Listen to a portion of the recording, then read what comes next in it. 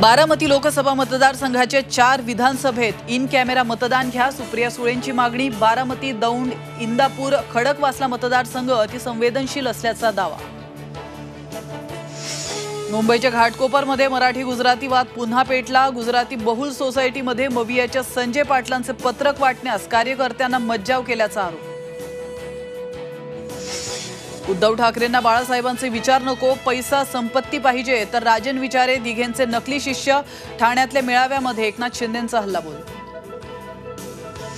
दिंडोरीतून JP गावितांची माघार। शरद पवार गटाच्या भास्कर भगरेंना पाठिंबा जाहीर, तर नाशिकमध्ये अनिल जाधवांनी माघार घेतल्यानं महायुतीला दिलासा। शांतिगिरी महाराज काय निर्णय घेणार याकडे लक्ष।